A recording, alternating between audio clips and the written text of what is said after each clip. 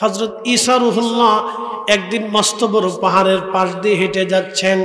এমন সময় তিনি লক্ষ্য করলেন মস্ত বড় একটা পাথর দেখা যায়, সাদা ধবধবে পাথর। ঈসা আলাইহিস সালাম এই পাথরের চারপাশে দিয়ে ঘুরতে ঘুরতে বললেন, ইয়া রাব্বি, এত সুন্দর পাথর আগে কখনো দেখিনি আল্লাহ, এই পাথর আপনি কেন বানাইলেন? আল্লাহ, বিষয়টা আমি জানতে চাই। আল্লাহ বলেন, ঈসা রে, তাহলে তুমি তোমার হাতের লাঠি দিয়ে পাথরে আঘাত করো। আল্লাহ নবী ঈসা হাতের লাঠি দিয়ে পাথরে আঘাত করলেন। সঙ্গে সঙ্গে পাথর দুই টুকরায় বিভক্ত হয়ে গেল। হযরত ঈসা রূহুল্লাহ দেখলেন পাথরের ভিতরে একজন আল্লাহর বান্দা দাঁড়াইয়া দাঁড়াইয়া দাঁড়াইয়া সালাত আদায় করে, দাঁড়াইয়া দাঁড়াইয়া আল্লাহ জিকির করে। হযরত ঈসা রূহুল্লাহ ডাক দিলেন, হে আল্লাহর বান্দা, তুমি পাথরের মধ্যে কেন জিকির করো? কত বছর ধরে তুমি জিকির করো? আল্লাহর বান্দা বলেন, হুজুর, আমি 400 বছর ধরে পাথরের মধ্যে আল্লাহর ইবাদত করি। বলে, 400 বছর ধরে তুমি কি খাবার খাও, খানা খাও? ঈসা রূহুল্লাহকে আল্লাহর বান্দা বললেন, হো আল্লাহর নবী, একটা আঙ্গুর গাছ আল্লাহ এই পাথরের ভিতরে লাগিয়ে রাখছে, ওই আঙ্গুর খেয়ে খেয়ে আমি 400 বছর ধরে এই জমিনে কাটাইতেছি। একবার জোরে বলা যাবে কি আল্লাহু আকবার? কি মনে হয় পাথরে আল্লাহ মানুষ বাঁচাইতে পারে না? এখন আপনাদেরকে বলি, ইউনূস আলাইহিস সালাম মাছের পেটে ছিলেন। মাছ কি জমিনের উপরে ছিল না মাছ পানির নিচে ছিল? পানির নিচে। পানির নিচে কি অক্সিজেন পাওয়া যায়? তাহলে ইউনূস আলাইহিস সালামের অক্সিজেন কো? 40 দিন যে মাছের পেটে রইলেন, তার অক্সিজেনটা কো?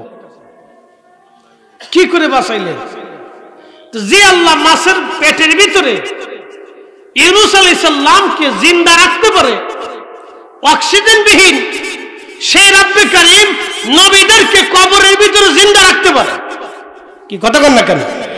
সেই রব্বুল আলামিন পাথরের ভিতরে মানুষকে জিন্দা রাখতে পারে। একসাথে বলবেন আল্লাহু আকবার। সেই রব পাথরের ভিতরে মানুষকে জিন্দা রাখতে পারে। প্রিয় উপস্থিতি, হাজরাতে ঈসা রূহুল্লাহ বললেন,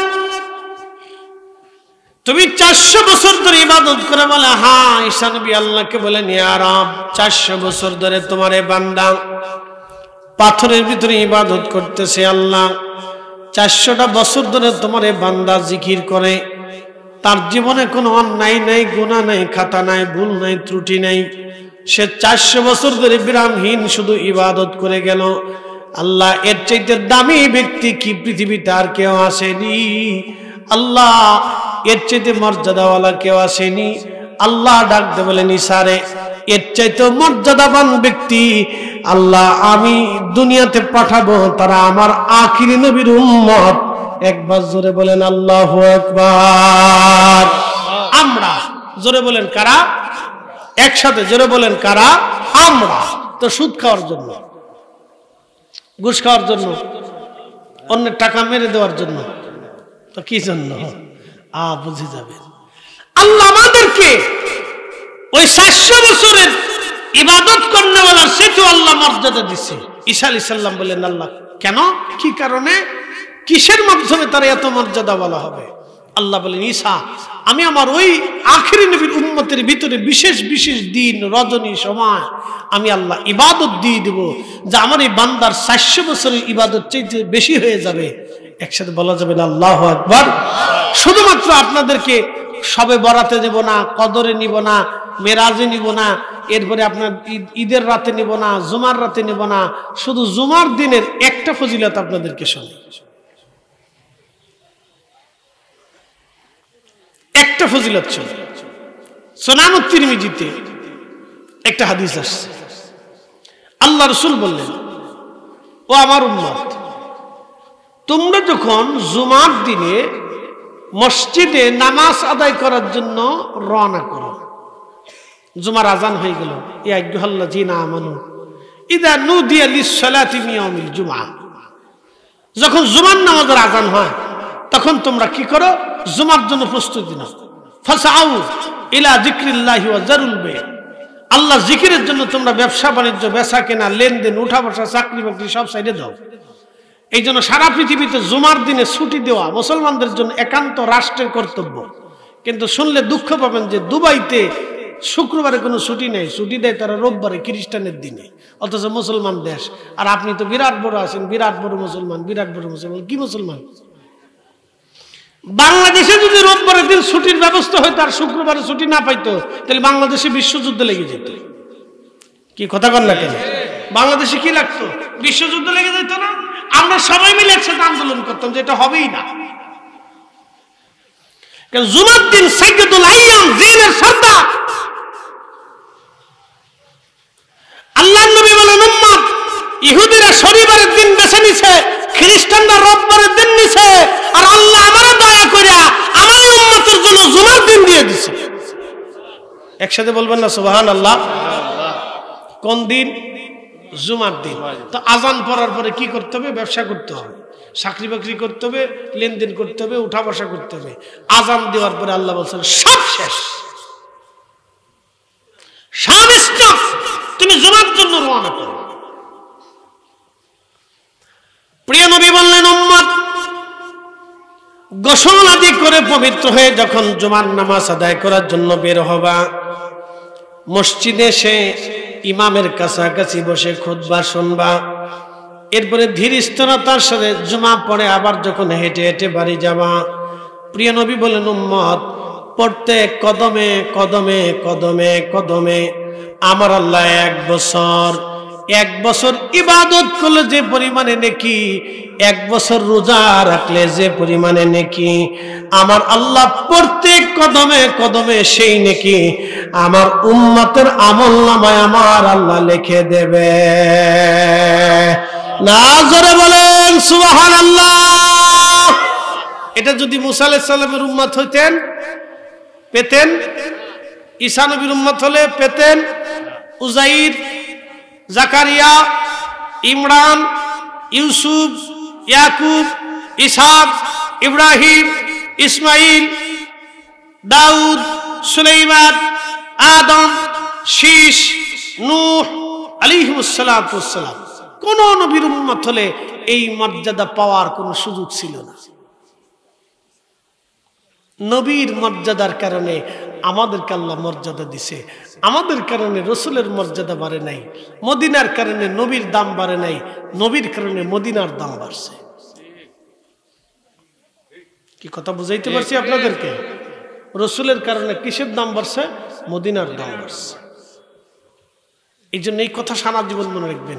আরবিতে একটা প্রবাদ আছে, শরফুল মাকিনা ও শরফুল মাকান, শরফুল মাকানে ও শরফুল মাকিন। কিছু জায়গার কারণে মানুষের দাম বাড়ে, কিছু মানুষের কারণে জায়গার দাম বাড়ে। মক্কার কারণে মক্কাবাসীর দাম বাড়ছে, নবীর কারণে মদিনার দাম বাড়ছে। আর আমার রসুলের ইচ্ছার কারণে কাবা কাবা হয়েছে।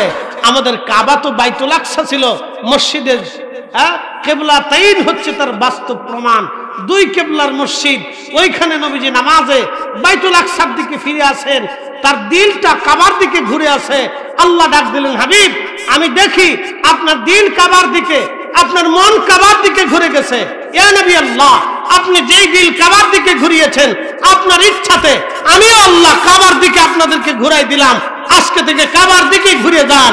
যারা ইমানদার তারা কাবাতে ঘুরবে, তারা মুনাফিক বেঈমান তারা ঘুরবে না। নবী আপনি কাবার দিকে ঘুরে যান। একসাথে বলবেন আল্লাহু আকবার। কাবা কার ইচ্ছায় হয়েছে? রসুলের ইচ্ছায় হয়েছে। কিন্তু অত্যন্ত আফসোস, নবীজি রওজার দিকে ফিরে মোনাজাত করতে গেলে সৌদির পুলিশ বাধা দিয়ে আল্লাহ রূহ আল্লাহ বেদা আল্লাহ শির আল্লাহ কাবা কাবা কাবা কাবা, কাবার দিকে ঘুরে, কাবার দিকে ঘুরে। আচ্ছা কাবার দিকে ঘুরে কি হবে? কাবা তো পাথরের ঘর, তো পাথরের ঘরের দিকে ঘুরে আমি কি করব? রসুল থেকে আমাকে ঘুরে কাবার দিকে দিল, বলে কি কাবার দিকে ঘুরে? তো কাবার কাছে কি চাবো? আমি কি কাবার কাছে চাই? চাই কার কাছে? একসাথে বলেন, আমরা তো চাবো আল্লাহর কাছে। কথা ঠিক আছে না? মূল চাওয়াটা কার কাছে? আল্লাহর কাছে। তো কাবার দিকে ঘুরলেও আল্লাহর কাছে যাবো, রসুলের দিকে ঘুরলেও আল্লাহর কাছে যাবো। কথা ঠিক আছে না ভাই? আমরা যখন কবর জিয়ারত করি, কবর সামনে থাকে, আমরা তো কবরের কাছে চাই না, চাই কার কাছে? আল্লাহর কাছে না? তো কবরের দিকে থাকলেও আল্লাহর কাছে যাবো, কাবার দিকে ঘুরলেও আল্লাহর কাছে যাবো, চাই তো আল্লাহর কাছে।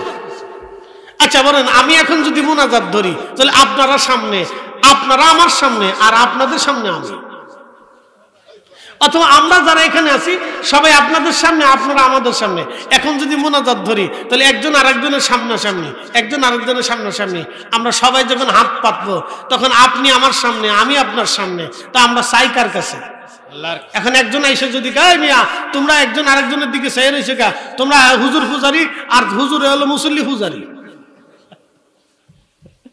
কি কথা খারাপ করছি ভাই? একজন এসে যদি বলে যাই মিয়া তোমরা এইভাবে মুনাজাত করতেছো কাবার দিকে করো, হুজুর হইছে মুসল্লি পূজারি আর মুসল্লি হইছে হুজুর পূজারি।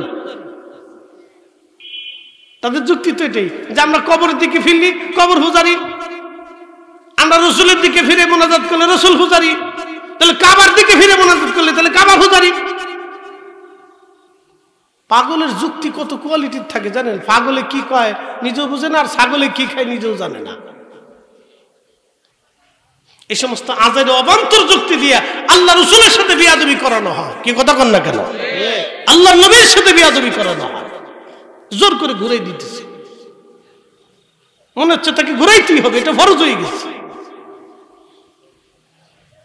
উম্মত আল্লাহর হাবিবের দিকে ফিরে মুনাজাত করতেছে, আর মুনাজাতে চাই তো আল্লাহর কাছে, রসুলের কাছে তো কেউ চায় না।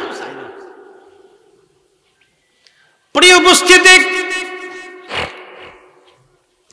আরবির এই প্রবাদটা অত্যন্ত সুন্দর। শরফুল মাকিন, শরফুল মাকান, শরফুল মাকান, শরফুল মাকিন।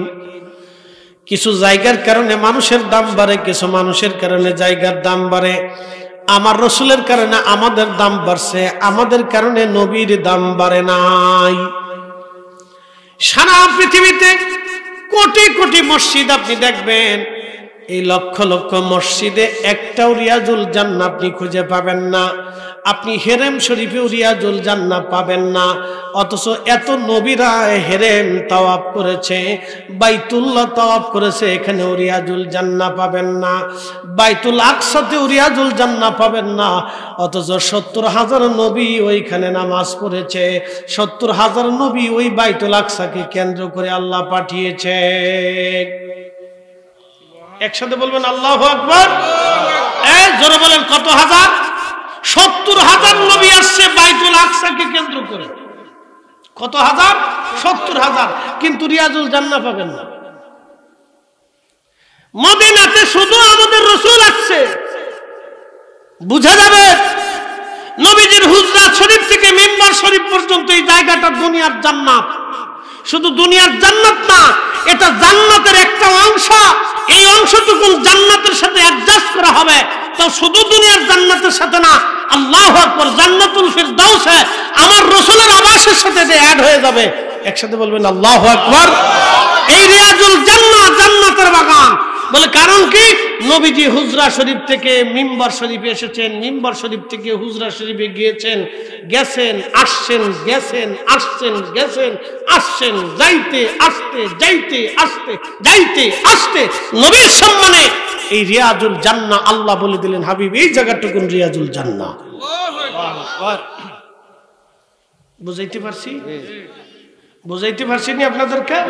এবার এই রসুলের ইজ্জত বুঝে যাবেন। অথচ ৭০,০০০ নবী বাইতুল আকসায় আইছে, রিয়াজুল জান্নাহ নাই।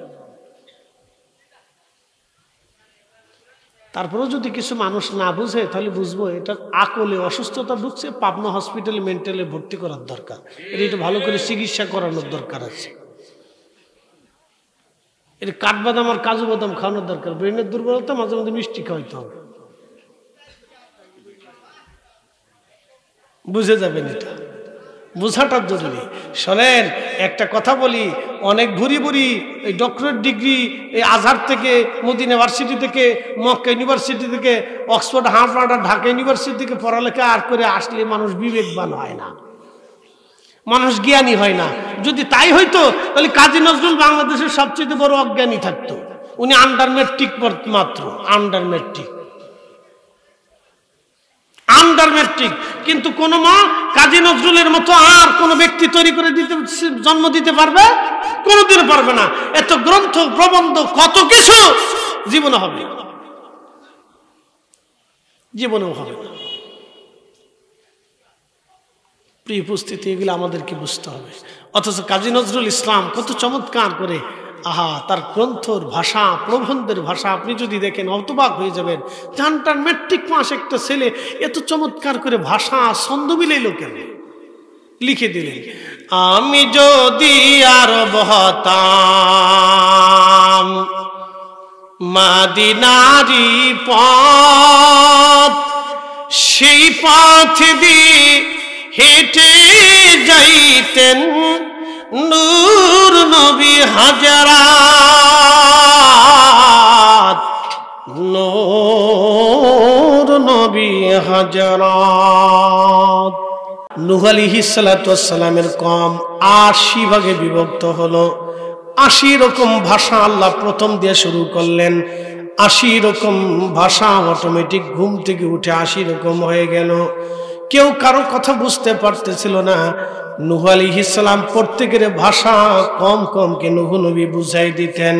অর্থাৎ আল্লাহ নূহ নবীকে বিনা শিক্ষকে আমার আল্লাহ সরাসরি নূহ আলাইহিস সালামের কালবে ৮০ রকম ভাষা বোঝার জ্ঞান দিয়ে দিলেন।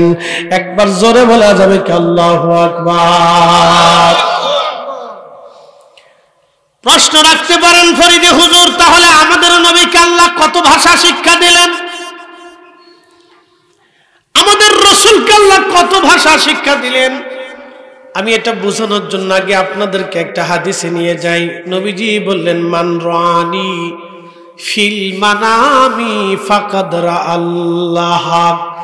স্বপ্নে যদি তোমরা আমাকে দেখো তাহলে বাস্তবে তোমরা আমি নবীকে দেখছো। আমি নবী নিজে আসি ছবি আসি না, আমি নবী নিজে আসি ছবি আসি না, আমি নবী সরাসরি তোমাদের সাথে স্বপ্নে দেখা করি। জোরে বলেন সুবহানাল্লাহ। এর অর্থ কি? এর অর্থ হচ্ছে কিয়ামত পর্যন্ত রাসূলের মুজিজা চলমান থাকবে। কথা বুঝছেন নি আপনারা? কিয়ামত পর্যন্ত রাসূলের মুজিজা চলমান থাকবে। পৃথিবীর কোন নবী আপনার সাথে স্বপ্নের দেখা দেবে না, আমাদের নবী স্বপ্নে দেখা দিবে না। এবং রাসূল বলছেন, আমাকে যদি দেখো তাহলে বুঝবা আমি দেখা দিছি এবং আমি সত্য এসেছি। শুধু স্বপ্ন না, আমি বাস্তবে স্বপ্নে তোমাদের মধ্যে আসছি। সুবহানাল্লাহ। এখন আপনাদেরকে এখান থেকে একটা ব্যাখ্যা বোঝাই। আল্লাহর নবী একজন পাকিস্তানের আশিকের সাথে নবীজি দেখা করলেন উর্দু ভাষাভাষীর সাথে। এখন নবী কথা কি বাংলা ভাষায় বলবে না উর্দুতে বলবে? যে ভাষা উর্দু, যে আশিকের ভাষা উর্দু, নবী তার সাথে উর্দুতে কথা বললেন। যার ভাষা পশতু, নবীজি সেই আশিকের সাথে পশতু ভাষায় কথা বললেন। যার ভাষা আফগানি, রাসূল করিম তার সাথে আফগানি ভাষায় কথা বললেন। যার ভাষা রুশিয়ান, নবীজি তার সাথে রুশিয়ান ভাষায় কথা বললেন। যার ভাষা চাইনিজ, আল্লাহ নবী আশিকের সাথে চাইনিজ ভাষায় কথা বললেন। যার ভাষা ইংরেজি, নবীজি আশিক রাসূলের সাথে ইংরেজিতে কথা বললেন।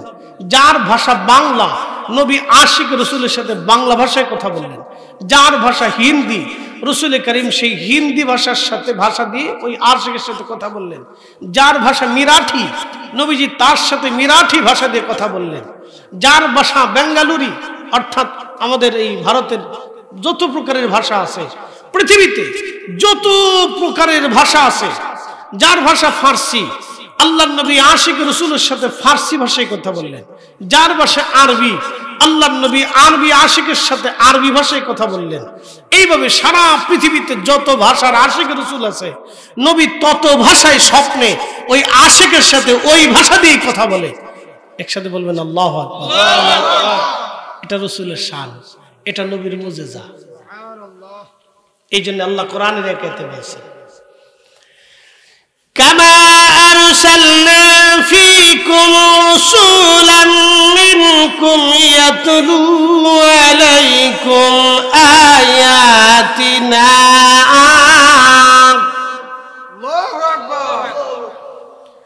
ওয়া ইউযাক্কিকুম ওয়া ইউআল্লিমুকুমুল কিতাবা ওয়াল হিকমা। আল্লাহু আকবার। কি চমৎকার কথা! আল্লাহ, ও নবী, আপনাকে দুনিয়াতে পাঠাইছি কেন? আপনি উম্মতের মাঝে যাবেন, যাইয়া আমি আল্লাহর আয়াত সমূহ উম্মতকে তেলাওয়াত করে শোনাবেন, তার বিধান জানাবেন, এবং আপনি নবী উম্মতকে পবিত্র বানাবেন। এখন আপনাদেরকে এখান থেকে একটা মাসালা দিই। আপনি এক জগ পানি নিলেন ওযু করার জন্য। এখন পানি পাক, পানি কি পাক। সেই পাক পানি দিয়ে আপনি ওযু করলে আপনি কি হবেন? পাক হয়ে যাবেন। তার অর্থ হচ্ছে পানি পবিত্র করার বস্তু। কথা ঠিক আছে না? পানি পবিত্র করার বস্তু বা পদার্থ যেটা বলে আল্লাহর সৃষ্টি। তো পানি মানুষকে পবিত্র করে। এই পানি দিয়ে গোসল করলে, ওযু করলে মানুষ পাক হয়। তো মনোযোগ দিবেন। এখন ওই এক জগ পানির ভিতরে যদি এক ফোঁটা পেশাব পড়ে, তাহলে ওই পানি কি আর পাক থাকে? তো পানি নাপাক যখন হয়ে যায়, তখন ওই নাপাক পানি দিয়ে আপনি ওযু গোসল যতই করেন, আপনি আর পাক হবেন না। তার অর্থ হলো আপনাকে পাক করতে হলে পানিকে আগে পাক থাকতে হবে। কথা ঠিক আছে না? আল্লাহ কোরআনে বলেন ওয়ায়ুযাক্কিকুম, আপনি উম্মতকে পবিত্র বানাবেন। এর অর্থ হলো আল্লাহ তার রাসূলকে পবিত্রতা দিয়ে দুনিয়াতে পাঠিয়েছে। এটা রাসূলের মহাশান। একসাথে বলবেন আল্লাহু আকবার। এখন যারা বলে রাসূল আমাদের মতো, তাদেরকে আমরা আর মানতে পারবো না। কথা ক্লিয়ার?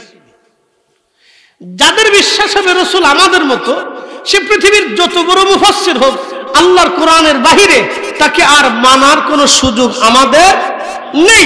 এটা চিরসত্য কথা, একবারে ক্লিয়ার কথা। ওয়ায়ুযাক্কিকুম, নবী আপনি উম্মতকে পবিত্র বানাবেন। আর অর্থ হচ্ছে আল্লাহ রাসূল নিজে, আল্লাহ তাকে পবিত্রতার সাথেই পৃথিবীতে পাঠিয়েছেন, পবিত্রতা দিয়ে পৃথিবীতে পাঠিয়েছেন, পবিত্রতার মাধ্যম দিয়ে দুনিয়াতে পাঠিয়েছেন, পবিত্র করে পাঠিয়েছেন। তিনি পবিত্রতার সাথে এসেছেন, পবিত্র মাধ্যম দিয়ে এসেছেন। রাসূলের আব্বা আম্মা পবিত্র। একসাথে বলবেন না সুবহানাল্লাহ? রাসূলের আব্বা আম্মা কি? একসাথে বলে। কিন্তু আমাদের দেশে যারা বুকে হাত বেঁধে নামাজ পড়ে, তাদের আকীদা হচ্ছে রাসূলের আব্বা আম্মা কাফের। কাফের কি পবিত্র হতে পারে? কোরআন বলছে ইন্নামাল মুশরিকুনা নাজাসুন, মুশরিকরা হচ্ছে নাপাক, অপবিত্র। তো রাসূল যেহেতু পবিত্র, তাহলে অপবিত্র পবিত্র রাসূলকে আল্লাহ কিভাবে এক নাপাক ব্যক্তির রেহেমের ভিতরে রাখলো? কোরআন থেকে বুঝে, আমি আমার ভাষায় বলতেছি না। এই জন্য তাদের আকীদার ভিতরে গলদ ঢুকেছে, তাদের আকীদার ভিতরে মারাত্মক ধরনের গলদ। তো এমন গলদ, এই বিশ্বাস নিয়ে যদি কেউ কবরে চলে যায়, 1000 বছর ইবাদত হলেও জান্নাতের আশা করতে পারবে না। তার হাসর হবে বড় ভয়াবহ কঠিন, তার মেহশর হবে বড় কঠিন, তার হাসর হবে বড় ভয়াবহ কঠিন। এই সমস্ত ব্যক্তিরা কিয়ামতের ময়দানে রাসূল করিমের সামনে হাউজে কাউসারে যাইতে যাবে। ঠিক তখনই আল্লাহর ফেরেশতারা পর্দা ফেলে দিবে। নবী বলেন উম্মতি উম্মতি, এরা আমার উম্মত। ফেরেশতারা বলবে ইয়া রাসূলুল্লাহ, আপনি জানেন না আপনার ইন্তেকালের পরে এরা নতুন নতুন মতবাদ চালু করেছিল, নতুন নতুন আকীদা প্রকাশ করেছিল, নিত্য নতুন মতবাদ চালু করে উম্মতকে ধ্বংস করেছিল। আল্লাহর নবী তখনই বলবেন সুকান সুকান, দূর হ দূর হ, বেদাতি দূর হয়ে যা, আমার কাছে আজকে আসবে। শেষ। একসাথে বলেন কি? শেষ। লক্ষ বছরের ইবাদত শেষ। এই জন্য বুঝতে হবে আপনাদেরকে। প্রিয় উপস্থিতি, শালেশ্বরের মুসলমান, মনোযোগ দিয়ে কথাগুলি শুনবেন। আল্লাহ বলেন ওয়ায়ুযাক্কিকুম, আপনি উম্মতকে পবিত্র বানাবেন। এই জন্য আমাদের বিশ্বাস হলো নবী পাক। নবী কি? পাক। এরপর আল্লাহ বললেন ওয়ায়ুআল্লিমুকুমুল কিতাবা ওয়াল হিকমা, আপনি উম্মতকে কিতাব শিক্ষা দিবেন এবং হিকমত শিক্ষা দিবেন।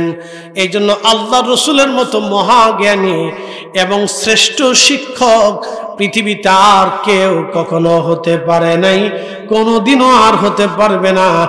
রাসূলের চাইতে মহাজ্ঞানী আর কেউ নাই। আল্লাহর কালাম যদি আপনি বুঝেন, তাহলে আপনার জন্য সহজ হয়ে যাবে। শুধু কিতাব শিক্ষা দিবেন না, আপনি হিকমত শিক্ষা দিবেন, জ্ঞান বিজ্ঞান শিক্ষা দিবেন। প্রিয় উপস্থিতি, 1450 বছর আগে আল্লাহর নবী বলেন, উম্মত তোমরা খানা খাওয়ার পরে আঙ্গুল চেটে খাও। 1450 বছর পরে বিজ্ঞান বলল, আঙ্গুল যদি তোমরা চেটে খাও তাহলে আঙ্গুল চাটার কারণে এই হাতের এই পশমের গোড়া দিয়ে এক ধরনের রস আছে, এই রসটা তোমার চাটার সাথে সাথে মুখের মধ্যে যখন যাবে তখন এই রসটা হজমের জন্য বিরাট বড় উপকারী বানিয়েছেন আল্লাহ। এই আঙ্গুল চাটার কারণে খাবারগুলি আল্লাহ সহজে হজম করে দেবে। সুবহানাল্লাহ বলা যাবে না? এটা হিকমত। যারা বলে এটা কি হিকমত, এটা বিজ্ঞান, এটা উম্মত জানতো না।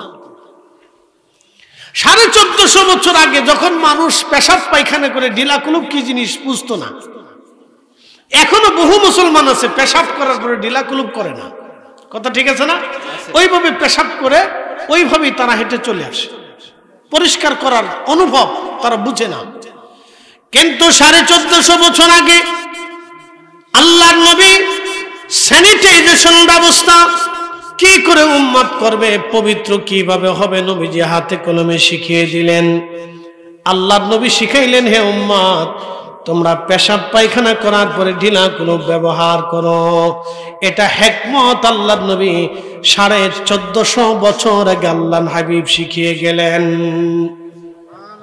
এই হিকমত আল্লাহর নবী 1450 বছর আগে শিক্ষা দিয়ে গেলেন। মনোযোগ দিবেন, কুকুরে কোনো পাত্রে মুখ দিলে মাটি দিয়ে 7 বার সেই পাত্রটা ধৌত করতে হয়। উম্মত জানতো না যে কুকুরের মুখের ভিতরে লালার ভিতরে পয়জন থাকে।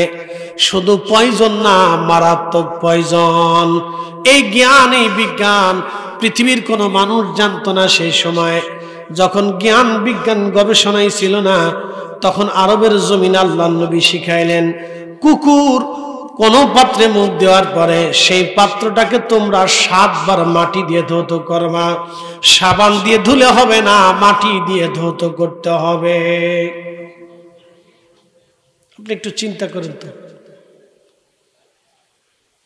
ওয়ায়ুআল্লিমুকুমুল কিতাব ওয়াল হিকমা, আপনি কিতাব এবং হিকমত উম্মতকে শিখাবেন। তিনি কারো কাছ থেকে না শিখে তিনি শিখিয়েছেন। তিনি সরাসরি আল্লাহ থেকে শিখেছেন, জিব্রাইল থেকে শিখেন না। জিব্রাইল রাসূলের কোন শিক্ষক না, এটা ভুল কথা। লা হাওলা ওয়ালা কুওয়াতা ইল্লা বিল্লাহ। জিব্রাইল আল্লাহ রাসূলের শিক্ষক হতে পারে না। সরাসরি আল্লাহ রাব্বুল আলামিন শিক্ষা দিয়েছেন মাধ্যম জিব্রাইল। জিব্রাইল আলাইহিস সালাম শুধুমাত্র ওহী নিয়ে আসছেন। তিনার কাজ ছিল পৌঁছে দেওয়া, নবীজির কাছে তিনি পৌঁছে দিয়েছেন। জিব্রাইল আলাইহিস সালামের কাজ ছিল পৌঁছায় দেওয়া, তিনি পৌঁছে দিয়েছেন। আল্লাহ বলেন, হাবিব আপনি উম্মতকে হিকমত শিক্ষা দিবেন। 1450 বছর আগে উম্মত জানতো না কুকুর কোন পাত্রে মুখ দিলে সেই পাত্র 7 বার মাটি দিয়ে ধৌত করতে হবে। আপনি যতই সাবান সোটা দিয়ে ধৌত করেন ওই পয়জন যাবে না, মাটি না মারা পর্যন্ত পয়জন যাবে না। মাটি দিয়ে এই পাত্র ধৌত করতে হবে, এক পৃথিবীর কোনো মানুষ জানতো না। আমার নবী সেই বিষয়টা শিক্ষা দিয়ে দিলেন। এটাই হলো রাসূলের কারীমের হিকমত। এরপরে আল্লাহ কোরআনে বললেন, ওয়ায়ুআল্লিমুকুম মা লাম তাকুনু তা'লামুন।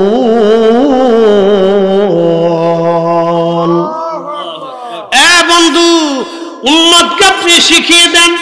উম্মত যাহা জানতো না আপনি নবী তাহা শিখিয়ে দেন।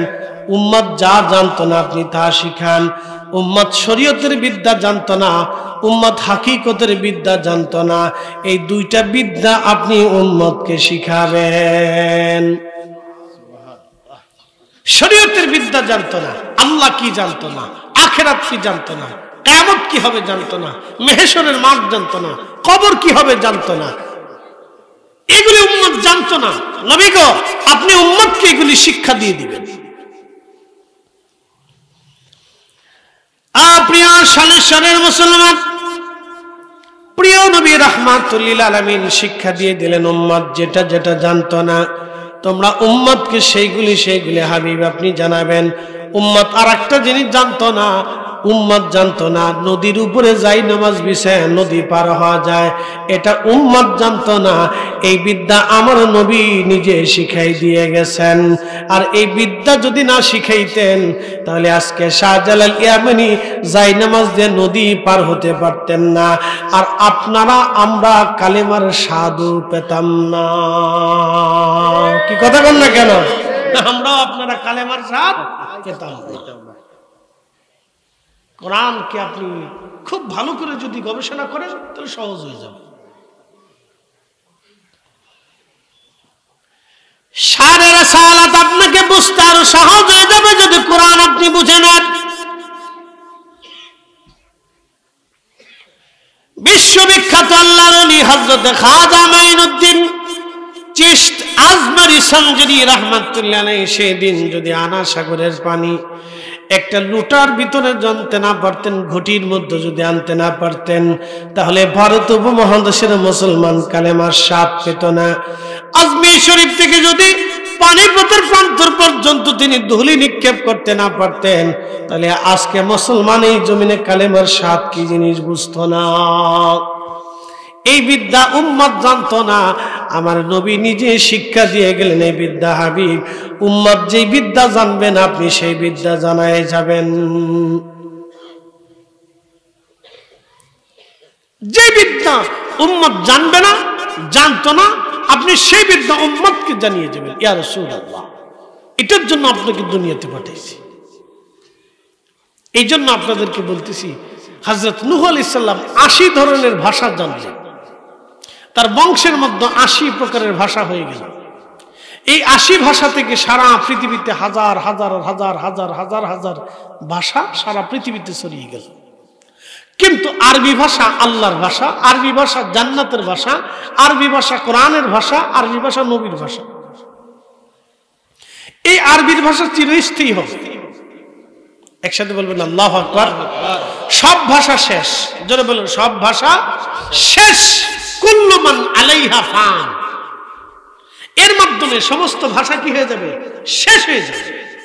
ওয়ায়াবকা ওয়াজহু রাব্বিকা যুল জালালি ওয়াল ইকরাম, শুধু থাকবে আল্লাহ, আল্লাহ ব্যতীত আর কেউ থাকবে না।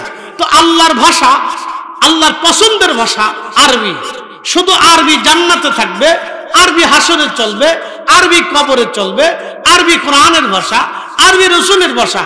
এই ভাষা ব্যতীত পৃথিবীর সব ভাষা একদিন নিঃশেষ হয়ে যাবে, শুধু এই ভাষাটাই চিরদিন পর্যন্ত টিকে থাকবে। বেহেশতের ভিতরে থাকবে আরবি ভাষা, জান্নাতীরা আরবি ভাষায় কথা বলবে, গল্প করবে।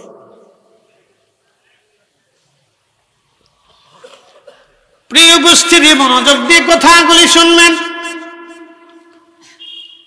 হযরতে মূসা কালিমুল্লাহ, আল্লাহ রাব্বুল আলামিন 1,32,000 ভাষা দিয়ে মূসা আলাইহিস সালামের সাথে কথা বললেন।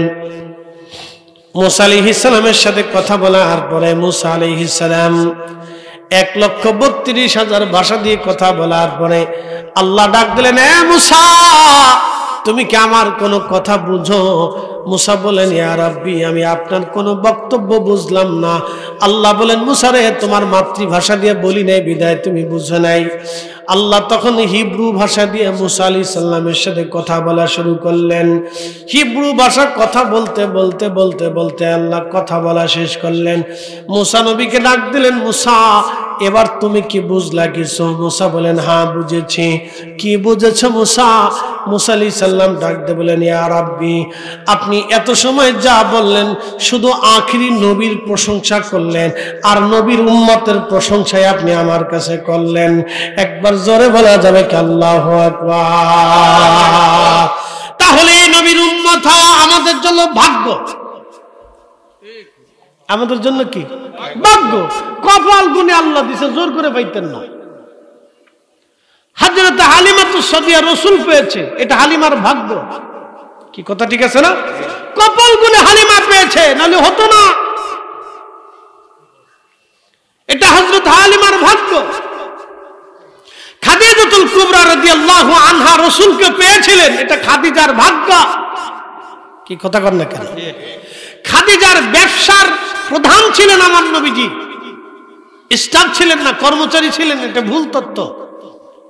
আমার রাসূল ছিলেন আম্মা জান খাদিজাতুল কুবরা রাদিয়াল্লাহু আনহার ব্যবসায়ের প্রধান পরিচালক, যাকে ম্যানেজিং ডিরেক্টর বলা হয়। এই প্রধান ব্যবসার পরিচালক ছিলেন তিনি। প্রিয় নবীজি ওই ব্যবসাতে যাওয়ার কারণে আম্মা জান খাদিজাতুল কুবরার কপাল খুলে গেল। কি কথা ঠিক আছে না ভাই? খাদিজার ব্যবসা নিয়ে রাসূলের কপাল খুলে নাই। কি কথা বল না কেন? নবী তো এমনি কপালওয়ালা, কি রাসূল তো এমনি কি কপালওয়ালা, হীরার টুকরো।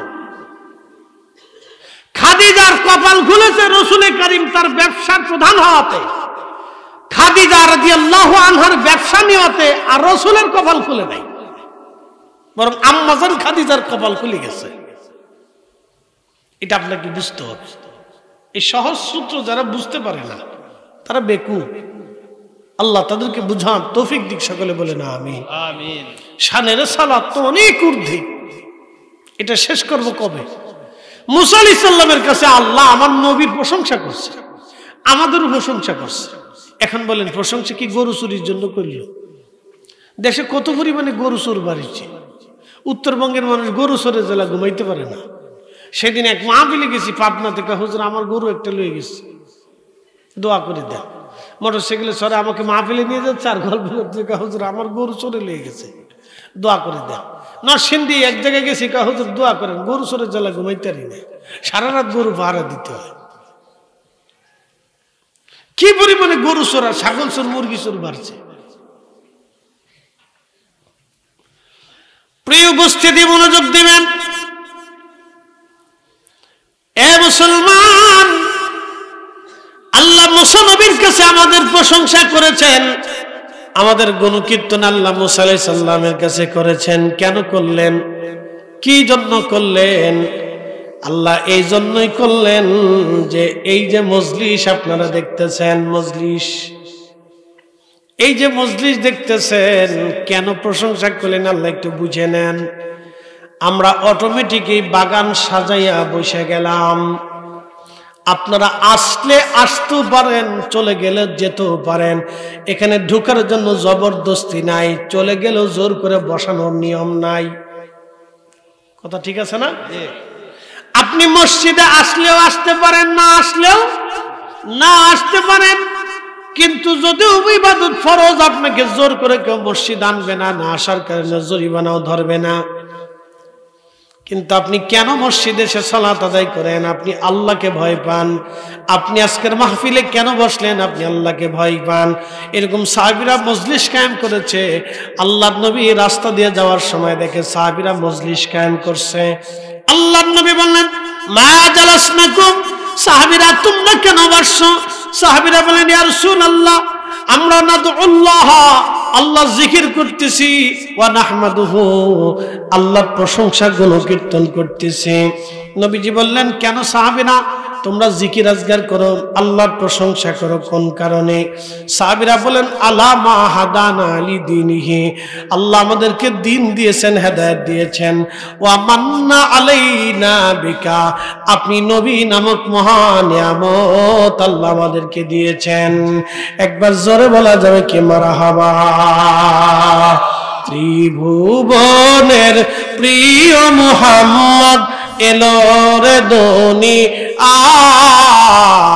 আয় রে সাগর আকাশ বাতাস দেখবি যদি আয় রে সাগর ধারা বেহেশত আজ জয় করিল দিল রে লাজ। আজকে খুশির ঢাল নেমেছে দুশর সাহারা রে সাগর আকাশ বাতাস দেখবি যদি আয় রে সাগর আকাশ বাতাস দেখবি যদি আয়। মনোযোগ দিবেন। সাহাবীরা বলেন, আমান্না আলাইনা বিকা, আপনি নবী নামক মহা নিয়ামত আল্লাহ দিয়েছে। সুবহানাল্লাহ বলা যাবে? সাহাবীদের বিশ্বাস কি? রাসূল আমাদের মধ্য আল্লাহর পক্ষ থেকে মহান নিয়ামত। কথা ঠিক আছে না ভাই? এই জন্য সাহাবীরা বলেন, হুজুর আমরা দুই কারণে মাহফিল দিছি। এক নাম্বার কারণ ওয়ামান্না আলাইনা বিকা, আপনি নবী পাইয়া। দুই নম্বর কারণ আলামা হাদানা লিদীনিহি, দ্বীন পাইয়া, ধর্ম পাইয়া, ইসলাম পাইয়া, কালেমা পাইয়া। তো এক নম্বর মাহফিল দিছি কোরআন পাইয়া, দ্বীন পাইয়া, ঈমান পাইয়া। দুই নম্বর মাহফিল দিলাম আপনি রাসূল পাইয়া। এখন প্রশ্ন করি, রাসূল না হলে কি কোরআন পাইতাম? রাসূল না হলে কি দ্বীন পাইতাম? নবী না হলে কি ঈমান পাইতাম? নবী না হলে কি আল্লাহ পাইতাম? রাসূল না হলে কি আখিরাত বুঝতাম? নবী না হলে কি সত্য বিধান পেতাম? তো রাসূলকে দিয়ে সব। এই জন্য আমরা সুন্নিরা মিলাদুন নবী, নবী পাইয়া যেই মাহফিল সাজাই, এটার নামই, এটার কাজই মিলাদুন নবীর মাহফিল। একসাথে বলবেন না মারহাবা? আমরা এই মাহফিল কি পাইয়া করি? রাসূল পাইয়া। এটা কোনো রাজনৈতিক ফাংশন না। কি কথা ঠিক আছে না? কোন রাজনৈতিক ফাংশন না, কোন ব্যক্তিকে উদ্দেশ্য করে না, ফুলতলি সাহেবকে উদ্দেশ্য করে না। ফুলতলি সাহেব আমরা রাহবার। কি কথা ঠিক আছে না? এই সিলেটের কোটি কোটি সিলেটবাসীর কলিজার টুকরো সাহেব কেবলা ফুলতলি, সিলেটের কোটি কোটি মানুষের কলিজার টুকরা। তারপরেও সাহেব কেবলাকে নিয়ে আমরা মাহফিল না যে ঈদে মিলাদুস সাহেব, এই বিষয়ে মাহফিল না। মাহফিল মিলাদুন নবী, রাসূল পাইয়া। আল্লাহু আকবার। পৃথিবীর কোন ব্যক্তির উদ্দেশ্যে না, বংশের উদ্দেশ্যে না, রাজনীতি না, গোত্র না, ব্যক্তি না, ফিদ না, মাশায়েখ না, রাসূল। প্রিয় উপস্থিতি, সাহাবীরা বললেন, ইয়া রাসূলুল্লাহ আপনাকে পাইয়া মাহফিল সাজাইছি। একসাথে বলবেন মারহাবা। আল্লাহর নবী বললেন, সাহাবীরা তোমরা কি এই উদ্দেশ্যে সাজাইছো নাকি ভিন্ন কোনো উদ্দেশ্য তোমাদের আছে? তোমরা কসম করে বলো। সাহাবীরা বলেন, আল্লাহি, আল্লাহর কসম করে বলি ইয়া রাসূলুল্লাহ আমাদের আর কোনো ভিন্ন উদ্দেশ্য নাই, শুধু কোরআন পাইয়া, হেদায়েত পাইয়া বা আপনি নবী পাইয়া আমরা মাহফিল সাজিয়েছি।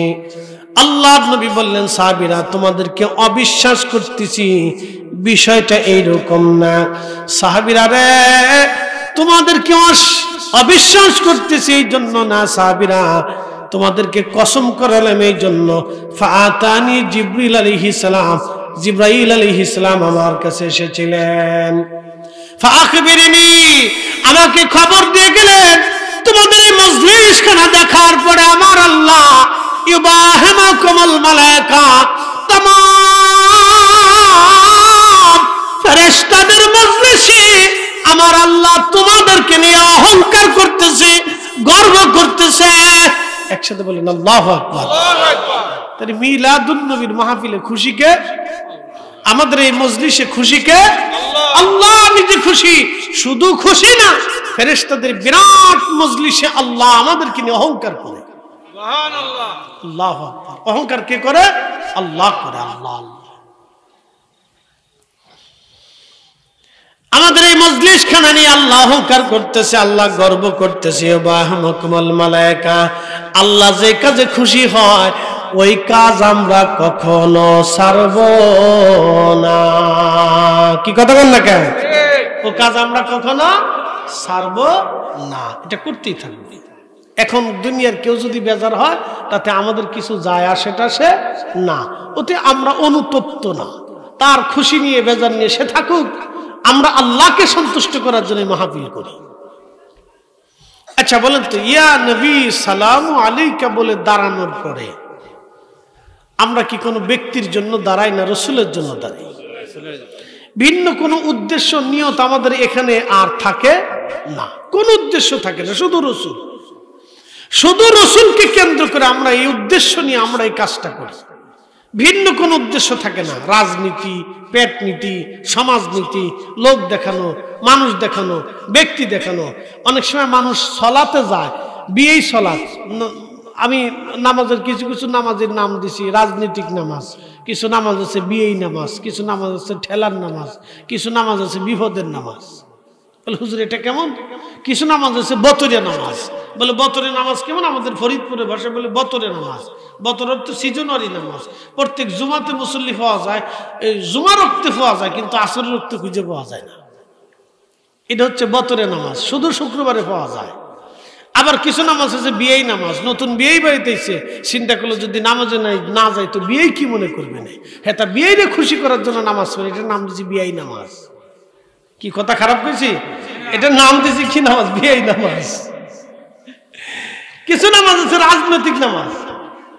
যারা রাজনীতি করে তারা চিন্তা করলো আমি অমুক এলাকায় গেছি, এখন যদি নামাজ আজান দিছে, নামাজ যদি না পড়ি তো লোকে ভোট দিত না, এটা ভোটের আশায় নামাজ পড়ে। কি কথা কন না কেন? এটা হলো রাজনৈতিক নামাজ। কিন্তু আমরা যখন ইয়া নবী সালাম আলাইকে বলে দাঁড়াই, তখন ভোটের জন্য দাঁড়াই না, আমরা রসুলের জন্য দাঁড়াই, বিয়ের জন্য দাঁড়াই না, ইমামের জন্য দাঁড়াই না, মুসল্লির জন্য দাঁড়াই না, আমরা শুধু নবীর জন্য দাঁড়াই। কথা কন না কেন? ঠিক আছে না? শুধু রসুলের জন্য দাঁড়াই, অন্য কোনো উদ্দেশ্য থাকে না। এই জন্য এই কাজের ভিতরে ইখলাস থেকে বেশি। আর এই জন্য হযরত শেখ আব্দুল হক মুহাদ্দিস দেহলভী তিনি আখবারুল আখিয়ারের ৫ম খণ্ডে মুনাজাতে বদরগাহে কাদিউল হাজাতের ভিতরে লিখছে, ইয়া রাব্বি, আল্লাহ, এই আব্দুল হক মুহাদ্দিস দেহলভী তোমার দরবারে হাত তুলছে। আল্লাহ, তোমার কাছে প্রেরণ করার মতো কোনো ইবাদত, কবুলযোগ্য, মনোনয়নযোগ্য কোনো ইবাদত আমার কাছে নাই আল্লাহ। কিন্তু আমি তোমার রসুলের শানে মিলাদ পড়ি, তোমার নবীকে দাঁড়ায়া সালাম দেই।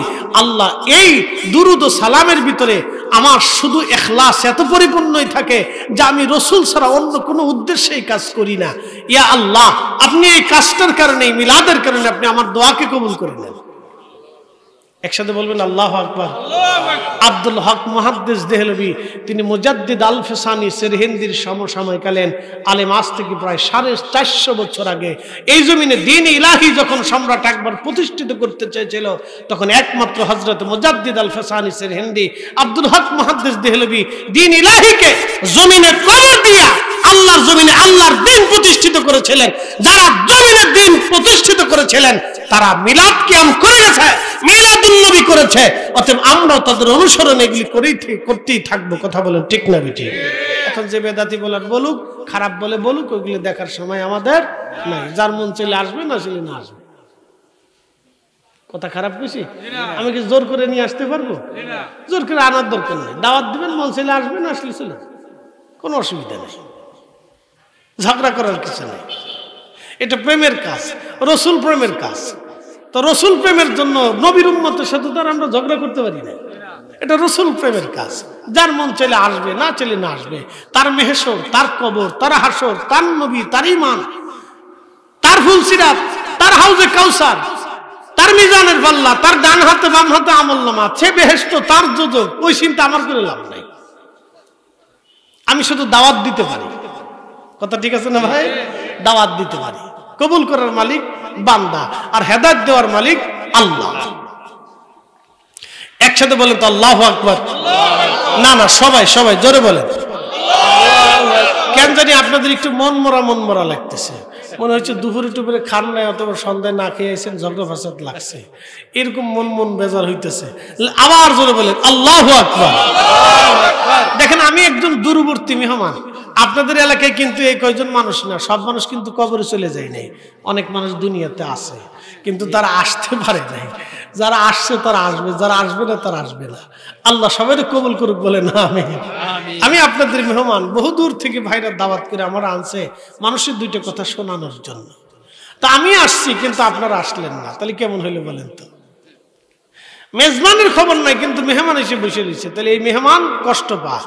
তো আমি তো মেহমান, আপনারা আমাকে দাওয়াত করে আনছেন, যেহেতু দাওয়াত করছেন, তখন আপনার দায়িত্ব হচ্ছে আমার কাছে বসা, আমার দুটো কথা শোনা।